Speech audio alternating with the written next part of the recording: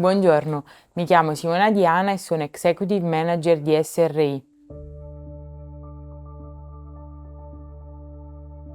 Certo, SRI ha due impianti, uno di selezione per le materie plastiche e l'altro di riciclo per balle di bottiglie in PET ed io mi occupo della divisione riciclo. I nostri fornitori sono centri di selezione e impianti che recuperano plastiche. Noi acquistiamo balle di bottiglie selezionate dall'Italia e dall'Europa. I nostri clienti sono industrie che producono attraverso le scaglie nuovi packaging in PET, tra cui bottiglie, vaschette, piuttosto che fibra poliestere o reggette.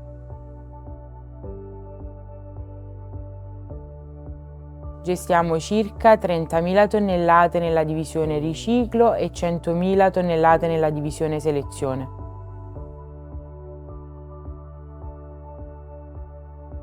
A volte andavamo molto in difficoltà a riconoscere i materiali durante la fase di analisi preliminare alle attività di riciclo, perché a volte gli imballaggi sono molto simili tra di loro e quindi eravamo alla ricerca di un dispositivo maneggevole che ci aiutasse a distinguere le varie tipologie di plastiche tra di loro.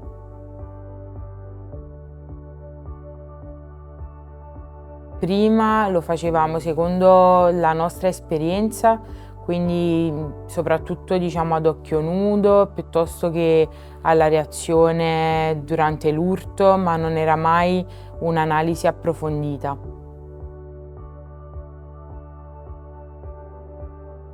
Abbiamo iniziato ad usare Plascan circa 6 mesi fa, per il fatto che è un dispositivo molto maneggevole, perché il team di Ripla è stato molto disponibile con noi, ci ha spiegato il funzionamento e perché ha varie tipologie per diciamo, svolgere l'analisi accurata del polimero.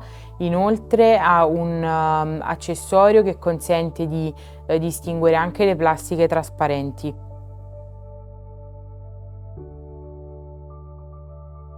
Assolutamente sì, perché è veramente un metodo molto veloce per avere dei risultati rispetto a dubbi che noi che facciamo riciclo abbiamo quotidianamente.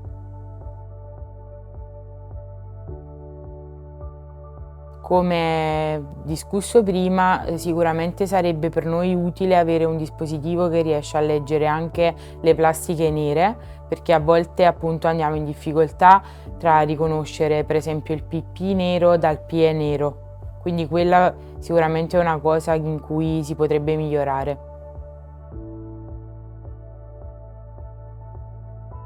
Noi forniamo principalmente scaglie di PET trasparenti, azzurrate e mix color.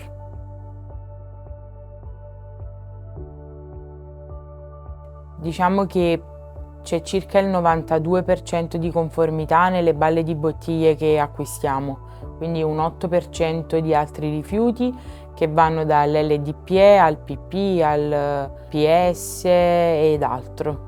Potrebbe esserci anche del metallo, specialmente come blister o lattine.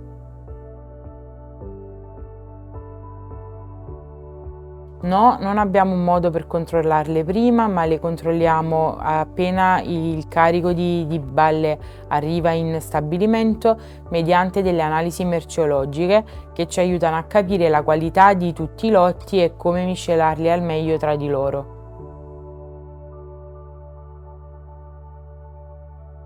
Sicuramente negli ultimi anni sono stati fatti molti passi in avanti, abbiamo un'infrastruttura di riciclo molto importante e dei dati nazionali veramente incoraggianti.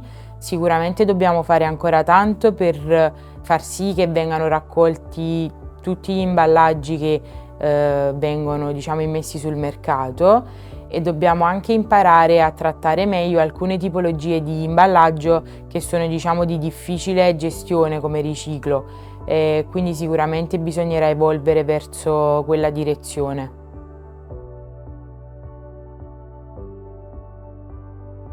Sicuramente dei sistemi di riconoscimento ottico per i polimeri approfonditi, secondo me quelli in grado di leggere soprattutto il colore nero.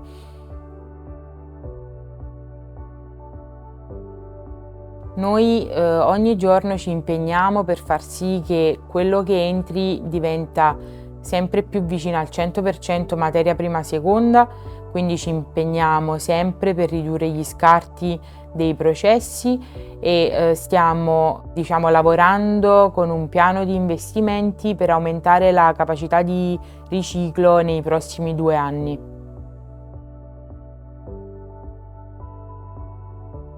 Come ho detto prima, sicuramente ricerca e sviluppo per capire come riciclare meglio degli imballaggi complicati che, diciamo, oggi si fa fatica a gestire.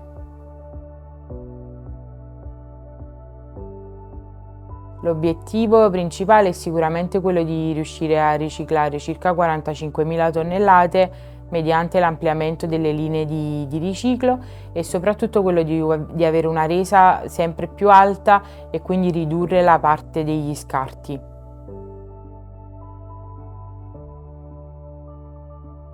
Quello che stanno già facendo è quindi continuare nella ricerca e sviluppo per trovare soluzioni a problemi che l'industria ha e che, diciamo, vadano incontro alle esigenze derivanti dai nuovi packaging che ci sono sul mercato. Puro non è puro prima di Repla. Ora il vero riciclo.